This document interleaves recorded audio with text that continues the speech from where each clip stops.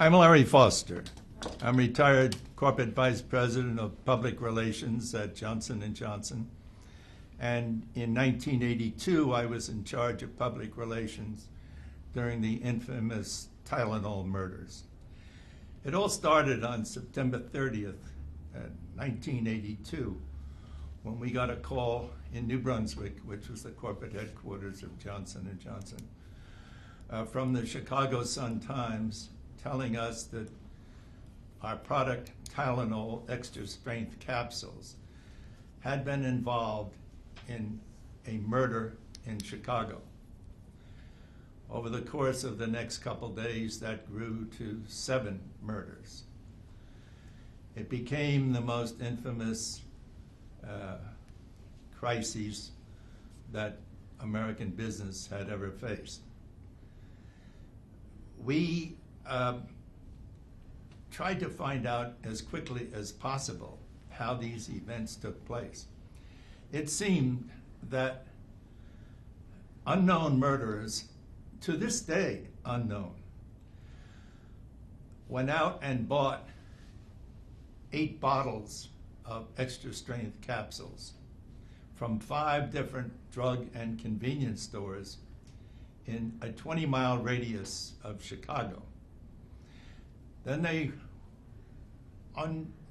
they separated the capsules and took out the acetaminophen, which was the analgesic product, mixed it with cyanide, and put the cyanide and acetaminophen back in the capsules. Then they took them back to the exact same 5 convenience and drug stores that they had purchased them from and put them on the shelves. So some unsuspecting customer would come by, pick them up, ingest the capsule, and die from it. They were very careful because they had to put the packaging back in the exact same store. Otherwise, when they got to the checkout counter, there would be a discrepancy. And in order to do this, they did it very carefully. And there was no suspicion at the checkout counter. That's the background. And now I'll listen to and respond to the questions from our student visitors. Amanda, do you want to be first? What was the company's initial reaction when it learned that the Chicago deaths were related to Tylenol? Did you believe that the company would be able to salvage its reputation? Well, in the beginning, Amanda, we were overwhelmed by the enormity of this event. And we were struggling to maintain our good reputation. And we did several things immediately that were very important. One, we were open with the news media, and secondly, we began a recall of 31 million bottles of extra strength capsules, Tylenol capsules, that were out in the market across the nation, 31 million. And those 2 immediate actions helped to preserve our reputation, but there were a lot of events that followed that before we were reasonably certain that our reputation had been preserved. Kevin. Because product tamperings were unheard of before the Tylenol case, did you have any kind of crisis plan ahead of time dealing with this, or did you kind of have to go on the fly? Well, Kevin, that's a very interesting question. If I were to tell you that crisis management did not exist in the terminology of public relations people prior to 1982, that was the birth of crisis management. Jim Burke, our chairman at the time, chairman and CEO, called it the birth of a cottage industry. we had plans for the usual type of emergency, and they were not voluminous plans, because I don't believe in voluminous plans that you put in a file cabinet gathering dust, and then when something happens, you forget to go there because you're too busy trying to solve the problem.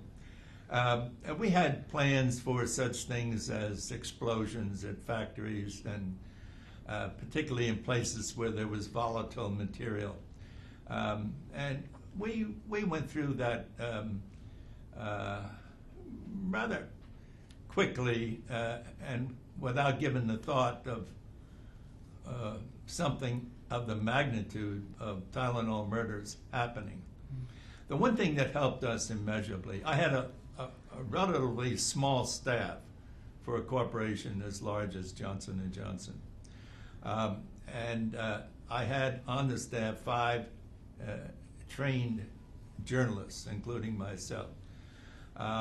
In those days, in the early days of public relations, that's where you got your assistants and your staff from, usually from the field of journalism. And these 5 people, including the 4 others and myself, we knew the business of news, and we knew how news was generated, and we knew how news was written, and we knew what reporters needed and what they wanted.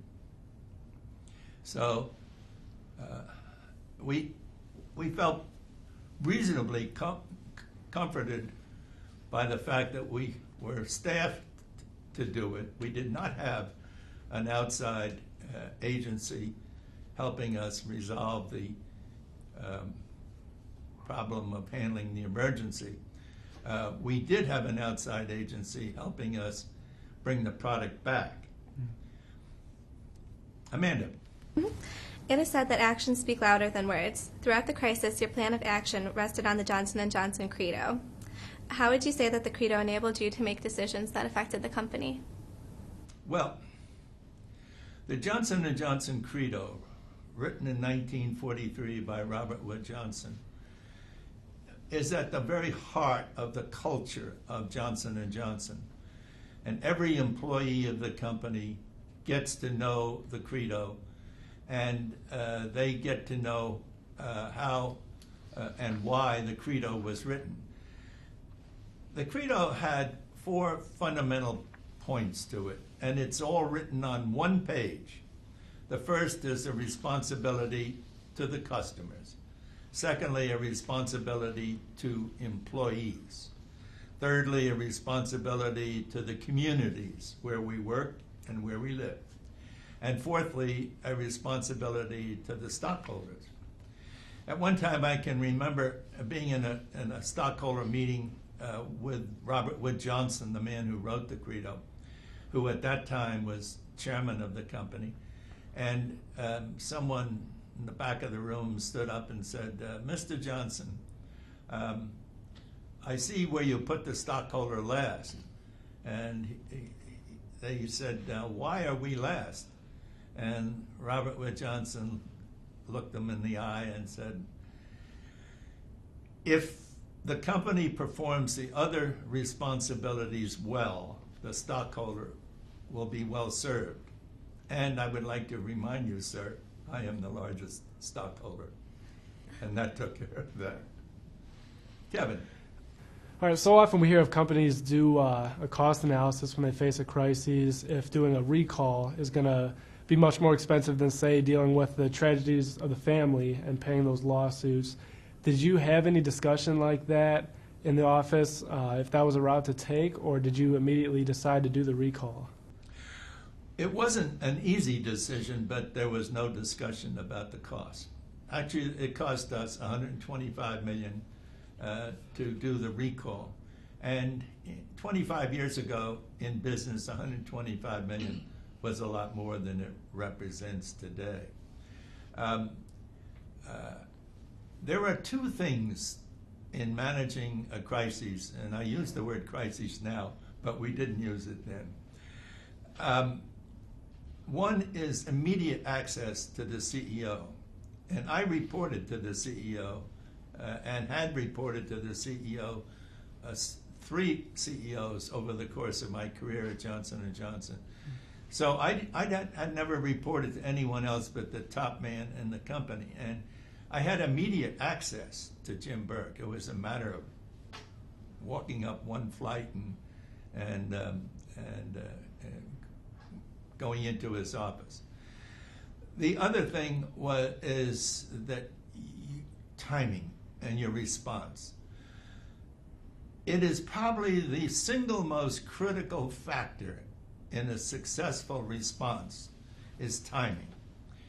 If you wait until the committee convenes, and if you wait until the committee debates it and decides, and then you get back to the news media, hours could pass. In some cases, days can pass. And you've seen these examples in corporations that have been not responsible in getting back to the news media. So 2 things: timing and immediate response, and secondly, immediate access to the CEO.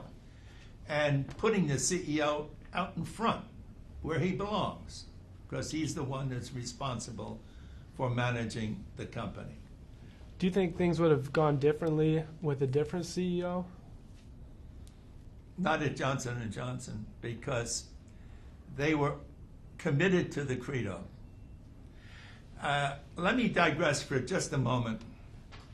In 1976, Jim Burke was about to take over from Dick Sellers. Burke was about to take over as chairman and CEO. At that time, we had 150 companies around the world, wholly owned affiliates. Today, it's closer to 250. But on the walls of these plants around the world, in their own language, on the walls of offices around the world, the credo hung, the one-page credo. Burke began to worry whether or not people believed in the credo as strongly as they should. So Burke said, look, before I become chairman, we are going to have a series of credo challenge meetings. And we are going to ask the management of this company and the management around the world to debate and critique and make suggestions regarding the credo. If you want to continue with this document and you really are committed to it and you believe in it, fine. But if you don't, it's a hypocrisy. So let's take the document off the wall and get rid of it. And that exercise took literally 2 years. And we videotaped a lot of these meetings. And there were debates. Not everyone believed as strongly in the credo as others. But by a wide margin, by predominantly wide margin, the credo was accepted, and everyone committed themselves in management, and employees committed themselves to it. So the credo was at a strong high point at the time the Tylenol tragedies broke. And there was no need to reinforce the employees of the company and the management with the importance of the credo, because they had just committed to it. The company utilized video focus groups where they asked the public about their faith in the company and their willingness to buy the product again. How often did you engage the public in this kind of forum? Well, Amanda, 2 things are important there. One, because we had such a widespread company, 150 companies around the world, we had decided to create a worldwide video network. And we had a studio in New Brunswick, and we developed programming of various types, largely aimed at our employees for this particular facet of the video network. And we did these programs and sent them out on compatible video cassettes around the world. So we had complete access to our employees, and incidentally, we sent them overnight, dispatched overnight, and the communications during the crises, during the tragedy, with our employees was very good. Now you asked about customers. Jim Burke is a marketing expert. I would go so far as to call him a marketing genius. Jim is a graduate of the Harvard Business School, and he worked for Procter & Gamble for a short time before joining Johnson & Johnson. He was very, very sensitive to the reaction of customers. So beginning with the first day of the tragedy, he dispatched cameramen out to various cities across the country and asked for man on the street, woman on the street interviews. And we got the feel from that of just what the public was thinking. Now these tapes came back, and Burke, I can remember many, many days, took some of them home with him and would watch them at night.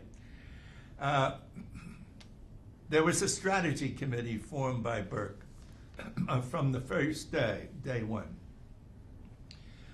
There were 7 of us on that committee: the chairman, the president of the company, the general counsel, myself, the chairman of McNeil Pharmaceutical, which manufactured Tylenol, and another executive committee member who was very shrewd in marketing.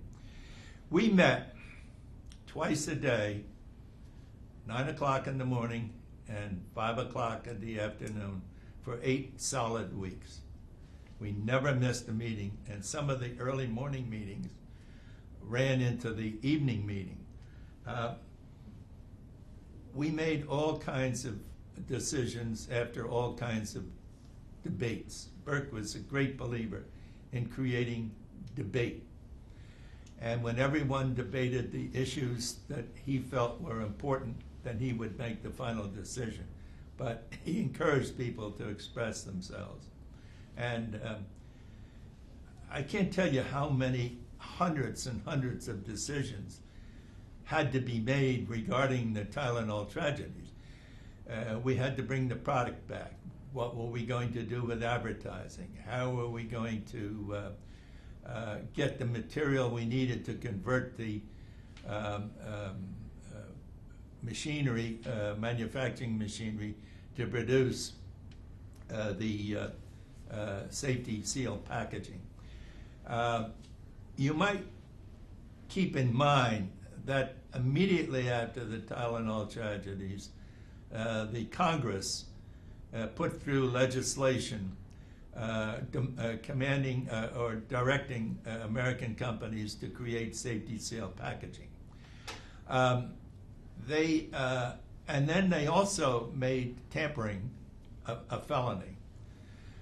This was the fastest legislation ever passed in the United States Congress, and it had the unanimous endorsement of every congressman and every state governor, and everybody was gravely concerned.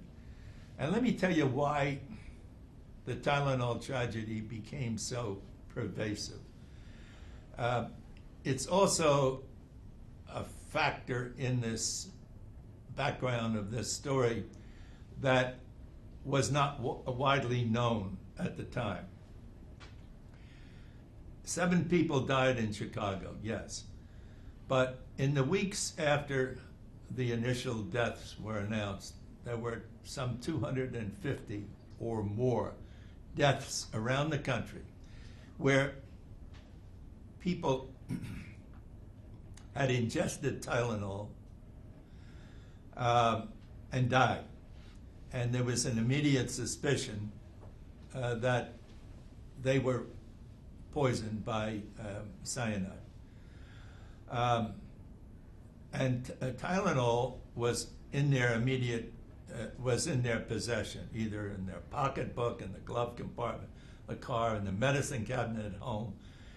And the authorities immediately suspected that this was another death from the Tylenol tragedy, which was called at the time the first terrorism act on the American people.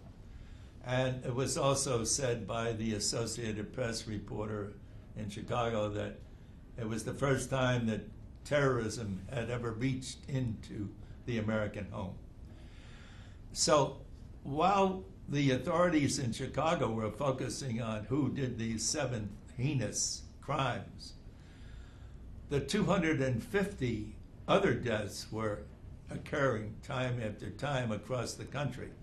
And in each local city and each local town where there was a death, the authorities were saying, well, we suspected it might be another Tylenol murder. And this kept going on. And it wasn't until later that we put the pieces of this together and realized why the story remained so strong. Incidentally, the people who smoked and who do smoke have traces of cyanide in their bloodstream. And you cannot determine the toxicological tests that had to be made on the victims, on the death of people who died, could not be done overnight. It took several days to complete the toxicological tests. So the answers weren't immediately available. And so the newspapers and the video and the television stations, et cetera, kept the story alive and multiplied this by 250. Now, these people died of deaths that normally occur.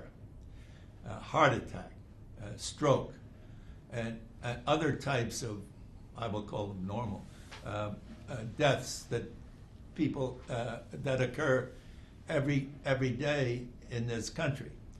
But at the time, the strong suspicion was because of the proximity to having Tylenol in their possession, that they too were part of the a victim of this, what some people thought might be a nationwide terrorism attack. With the families that were linked to the Tylenol murders, even though Tylenol was not to blame, I know they sympathize with the families a lot.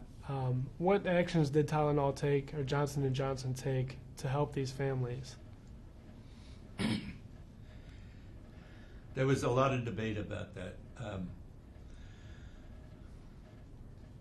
We wanted to take stronger action than we did, but we were deterred by the legal counsel from going too far because obviously at the time no one knew who was the cause of it.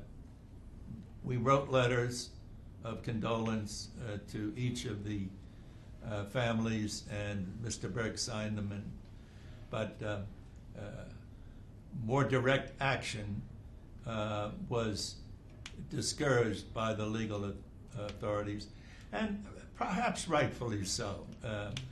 Some of us debated that we should express a more tangible form of condolence. Others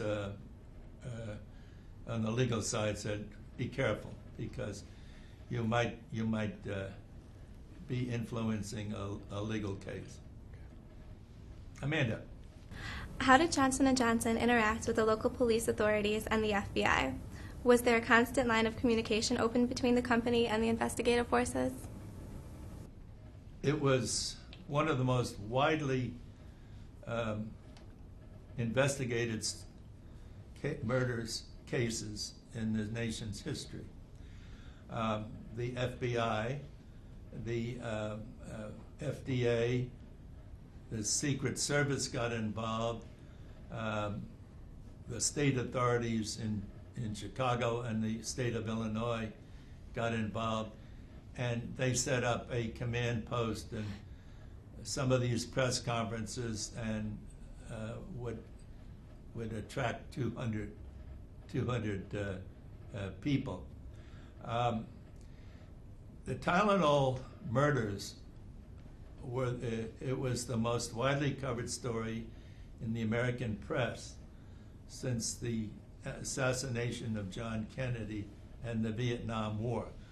Those were the only two stories that captured more attention and took more space and more time on TV. In the early weeks,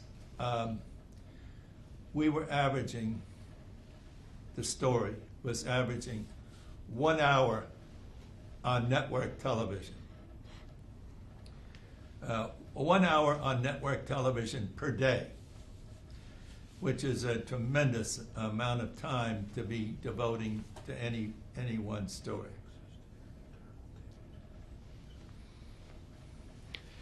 Looking back, reminiscing in full, is there anything that you wish you would have done differently after the crisis had ended?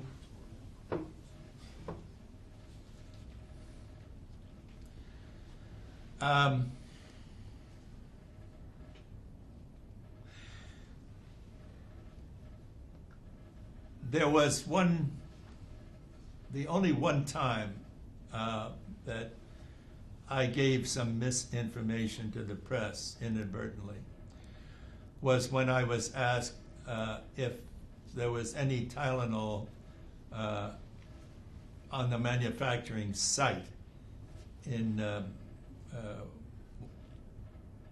Pennsylvania where the product was made. And I said no, there was no, because I had asked that question and I was told no. However, in a research lab on the same site, a different building, there was a small amount of cyanide. And when I realized I had made the mistake, I called the New York Times and I called the AP and told them, frankly, that I had given them the wrong information. And they accepted that and ran it very low in the story, next day's story, about the misinformation. That's one thing I think I would have done differently. There probably were other things, Kevin. Nothing major. Nothing major. We worked day and night for untold amount of time. Days were blurred by when it ended and the next day started. And this went on for weeks and months. Because we wanted to bring the product back on the market, and you remember, or you may not, but we were able to bring the product back on the market almost less than 3 months later. We were told by, we had quickly designed triple safety seal packaging. And the safety seals began with the glued top to the box, and then there was a red plastic neck around the top of the bottle, which sealed it.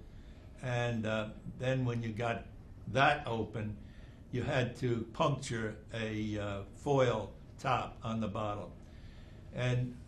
But getting that manufactured, we were told, this could take a year or two.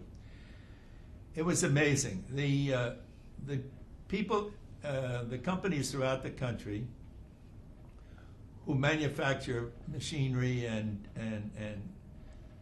help create these methods of doing this did an absolutely fantastic job of cooperating with us. And in what was supposed to be months turned out to be weeks or days.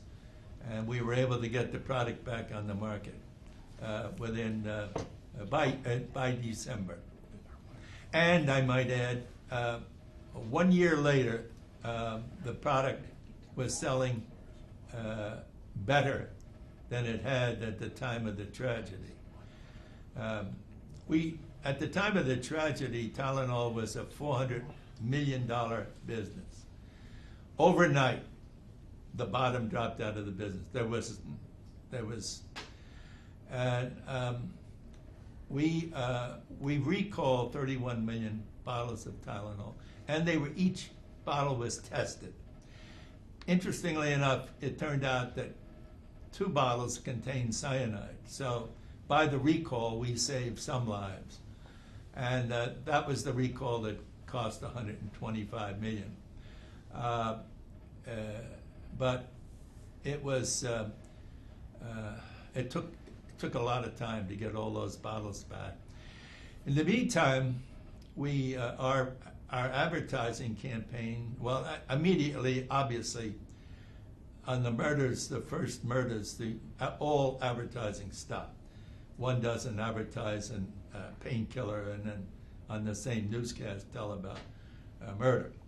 But we began a series of campaigns that said, trust us. We don't know what the answer is to this tragedy, but trust us. And as soon as we find out what it is, we will tell you. And then we went on with a different series of advertising, and we actually gave them coupons to buy the new product, Caplets, actually the first time the coupons were for extra strength capsules in triple safety seal packaging, which we thought was foolproof, and the government thought was foolproof. Amanda. That's all the questions. All right, Kevin, John. Let me ask a couple things, and Sure. feel free to expound on these because these are kind of like broader based type questions. Before I ask a broad one, I got a real narrow one because I've had opportunity to talk to other people that have been in crisis situations, like the general in charge of the Air Force at the Pentagon on September 11th. Where were you when you first heard the news about the first poisoning? From whom did you hear it? What went through your mind? What was your initial reaction in that situation? Well, actually, I was home when I first heard it, and it was about 10 or 11 o'clock in the morning, and I had taken some time off. I was writing the history of the company. The first book I wrote was on the history of Johnson & Johnson, and the second was the biography of Robert Wood Johnson. But I got a call from one of my staff members and said, we have had a call from the Chicago Sun-Times. Interestingly enough, the Chicago Sun-Times, the first call, they didn't have the details of the murder, but they asked about the product. They wanted to know when the product was introduced and a lot of questions. And I had planned to go in that morning about 10 or 11, and I got there maybe 45 minutes after I heard that there was this inquiry, and all of the murders were not known the first day. First day, I think we learned about 2 or 3 murders, then second day another 2 or 3, until we reached a total of 7. One word description of my reaction: disbelief. Second description, 2 words: total disbelief. I just could not believe. And I think that describes how many in the company felt that our product could have been used as a murder weapon. I mean, a product that is designed to help you take care of pain, it would be used as a murder weapon. I think that our commitment to the credo, where the customer comes first, was a great inspiration in the way we handle, and our total belief that being open and honest with the press. And there's an interesting facet of that. I had created what we called a press log in our office, and every press call that came in, the reporter's name was put down and the question he asked. Even if it was a very simple question, what year was the company founded? And questions that could not be immediately asked, we took his telephone number and we found out, and we kept that same practice going when this flurry of calls came in on avalanche of calls came in on the Tylenol murders. There were something like 150 or 175 calls the first day, and over the course of the next some weeks, it mounted to 2,500 reporters covering the story. We logged in every name and every response call, every response that we gave. Some of them we didn't know the information until maybe 2 or 3 in the morning, and I was delighted to be able to call a reporter at 2 or 3 in the morning and get back at him for having called me at 2 or 3 in the morning so many times. I sensed very, very early that the reporters, both newscasters, print reporters, television, radio, I sensed very, very early that they thought that Johnson & Johnson was a victim and that we would be cast as a victim. And this was very important. To be cast as a victim and not a villain in a situation like this was critically important. And we built on that by being cooperative and open. And the other thing, Jim Burke kept reminding us, by being open with the press, we were able to keep the American public informed. And you have to remember, we were not sure that there wasn't cyanide in bottles of Tylenol on the West Coast or anywhere in the country. We could not be sure of that. But by keeping reporters informed and being very cooperative with them, we were able to keep the public informed. And that was another way of serving the customer, keeping them informed via the media.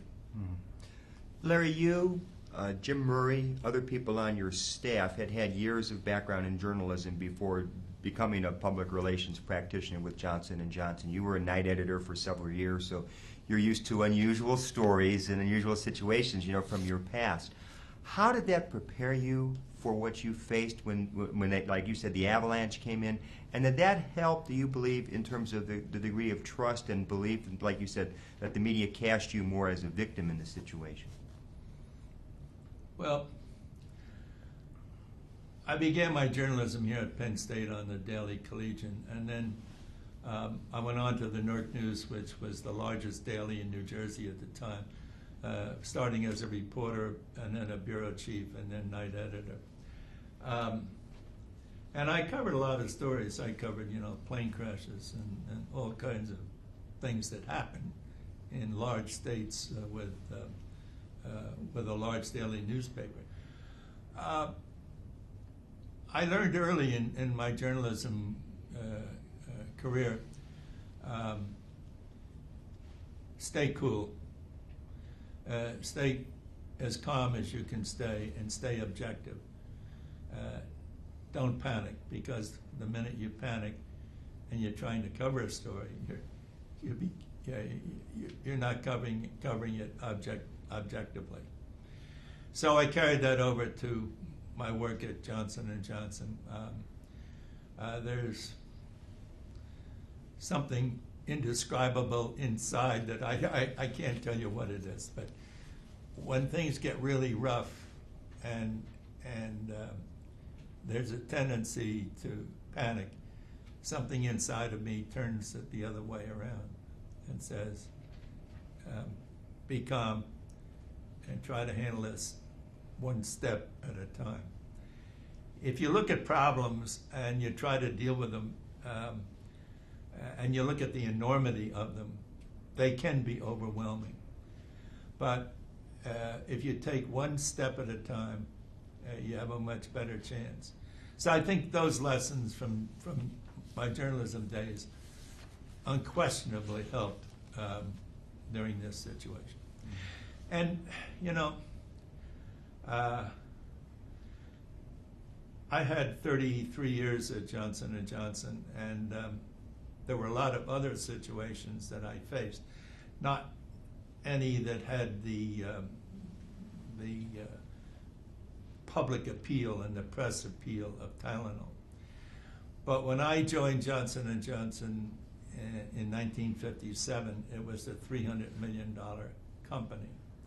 And I went there from the Newark News, and I was hired to help form the first public relations department at Johnson & Johnson.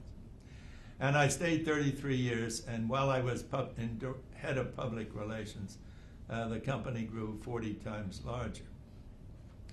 So from 300 million to 10 billion, there's a lot of growth and a lot of things happen, and there were a lot of less traumatic events, but important for the growth of the business. So my point is, while Tylenol stands in a class by itself as being one of the best known, if not the best known, crises in American business, in the growth of a company, there are a lot of other things where you have an opportunity to contribute. And yes, it was a huge event, but in my eyes, being able to head public relations of when a company grows 40 times larger, to me that's much more important than being head of public relations during Tylenol. The way you described that leads to a real obvious follow-up. You were there for about 25 years when this tragedy took place. Mm-hmm. Robert Wood Johnson, decades at the helm of the company. You and James Burke had known each other for many years prior to that. Steady at the helm, perhaps type of a management mindset. Did that contribute to the ability for people to see things together in those strategy committee sessions? And isn't there a certain constancy that seems to be missing in a lot of American business today that you know, other companies wouldn't react as well because they don't have that steadiness and that consistency? I think you're absolutely right, John. Johnson & Johnson was the kind of company that attracted quality people, and they made it very worthwhile their while to stay. And so having long-term employees and long-term management was not unusual. It was more the the rule more than the exception. I think that one of the problems of American business today is that there is a greed factor that seems to dominate so many decisions. Robert Wood Johnson took care of his people very well. The stock grants were generous. The stock grew by leaps and bounds.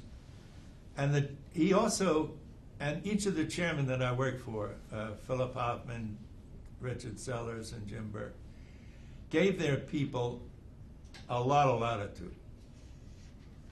People who have ability like to make decisions. They like to run things. And they don't like to be told every step of the way what to do and how to do it. So they gave people the authority to manage, and they kept the greed factor out of it. They neutralized it by taking very good care of their people and by challenging them to build something bigger not just money, but careers. And we all have a sense of wanting to be a part of something important. And if you had the chance to build on something important, a department, a company, it was an incentive.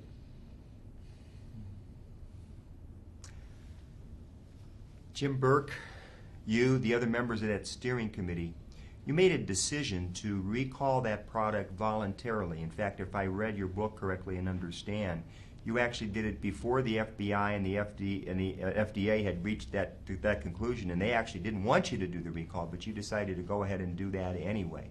It was a prescient thing to do. It helped save the product, save the brand. What was the thinking behind that? And looking back, are you happy?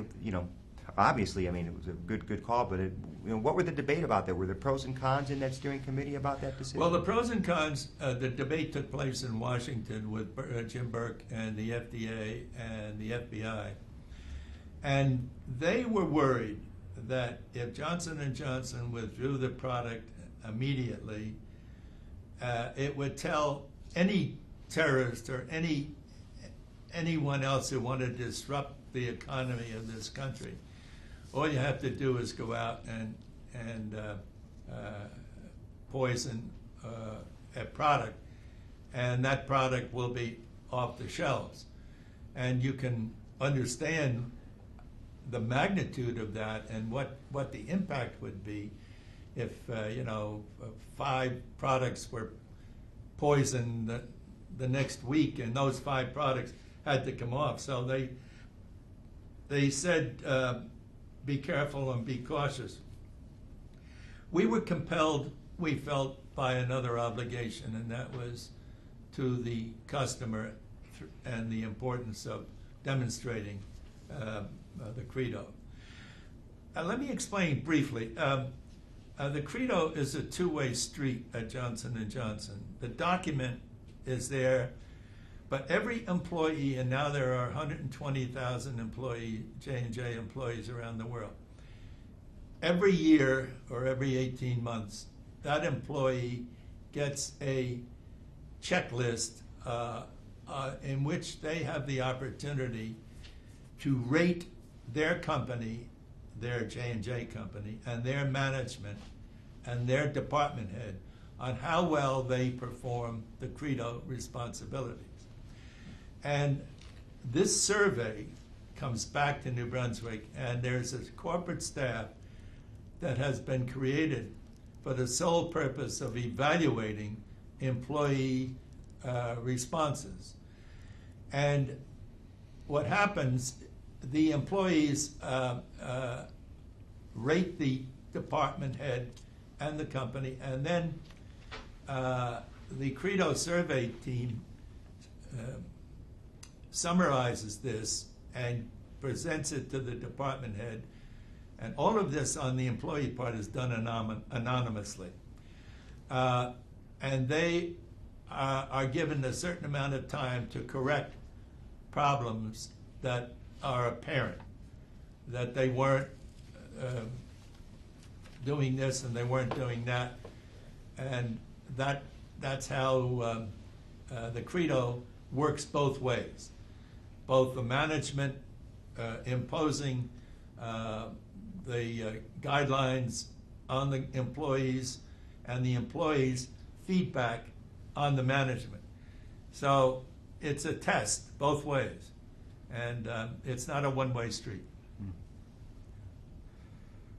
Larry, one of the things they teach in crisis communication, college students levels on up through the corporations these days, is first thing is, you show sympathy for the situation, put somebody on the ground where the tragedy has occurred.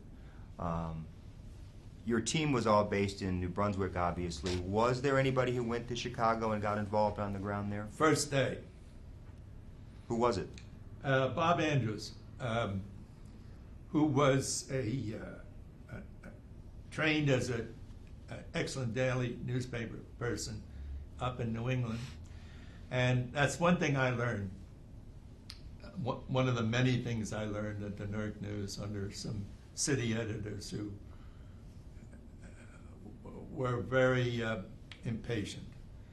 And I remember once when I was a bureau chief, I called the city desk at night and I said, boy, there must be something going on in this town. I just saw 5 fire engines go by or something like that. And my city editor, in words that are a little more forceful than I can describe here, said, "What the blankety blank blank are you doing there? Why aren't you out at the scene?" You have to have, and you should have, to get your information solid and accurate. You have to have someone on the scene. Bob Andrews spent 3 weeks in Chicago, maybe 5 weeks in Chicago, following the story day to day. He knew the reporters who were covering. He knew the FBI and the other authorities who were working on the solution. And his information, the feedback, was invaluable.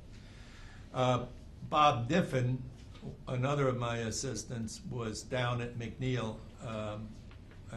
In the beginning, they thought that maybe the product had been poisoned at the factory. It turned out that, and because each lot has a number, the lot numbers in Chicago traced it back to Pennsylvania. But very soon thereafter, a lot number from a Texas plant showed up, and that told us that this could not have been poisoned at the factory. It was done outside the factory. And one of the engineers figured out that if it were to be poisoned at the factory, the way that these things are made in huge vats, mixed in huge vats, that it would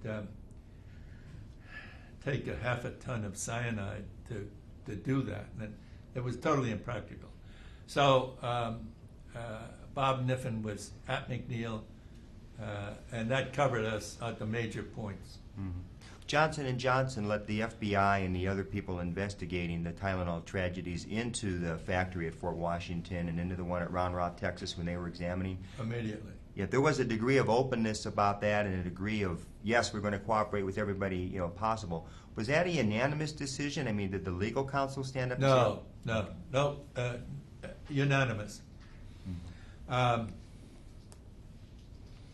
have to remember, we were still in a state of disbelief that anything like this could happen. And you also have to remember that while there were many copycat crimes that came up in this country in the months and years following the first Tylenol tragedy, there had never been anything of the magnitude of the murders. And people still can't figure out in their minds. Just getting your mind around how anyone or any group could take cyanide and mix it with a painkiller, put it back in the same capsules, back on the shelf, and kill innocent people. It's disbelief is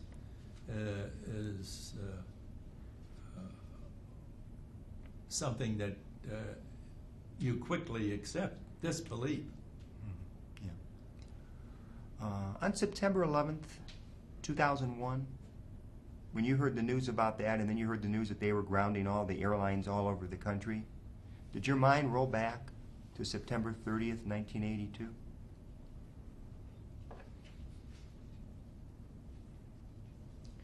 In truth, my mind never left September 30th, 1982. And you remember in 1986, there was another murder in Westchester County, New York. One woman died having ingested cyanide in an extra strength capsule. The problem there was the authorities in Westchester County could not figure out how the murderer invaded the extra strength the safety seal packaging. And they looked it over and looked it over and looked it over, and finally sent it to the FBI lab in Washington. And the FBI figured out how it was done. I won't give you details, but I can tell you they managed to cut through the bottom of the plastic container, bottle, remove the capsules, put the cyanide capsule in, and they managed to get the piece back in the bottle and get it on the shelf so it was undetectable. In other words, you didn't have to go through any of the safety seals at the top of the bottle. When this happened 4 years later, we just didn't believe that it could possibly happen again. The strategy committee met again. A copy of the Credo was on the center of the table. And we just wondered what to do because the product had been back on the market and was doing extraordinarily well. We came to the conclusion, and Burke was at the lead on this. We came to the conclusion that there was no way that we could protect our customers from the capsule products. So we called a press conference. Actually, there were 2 or 3 press conferences, 3 days in a row. And Burke stood up and announced that no longer would any Johnson & Johnson company in the world sell products, over-the-counter or prescription products, in safety seal, in capsule format. And that was done. I failed to mention earlier that while we think of this as a U.S., we thought of Tylenol as a U.S. problem. The product was sold in 23 countries. And the day it broke in Chicago and in New Brunswick, they were removing product from the shelves in 23 countries. And airports such as Orly in Paris, the loudspeakers were blaring as people got off the plane. If you came from the United States and you have Tylenol in your luggage or in your possession, go to this certain checkout counter, and it will be for examination because the product is proven to be deadly in some cases in the U.S.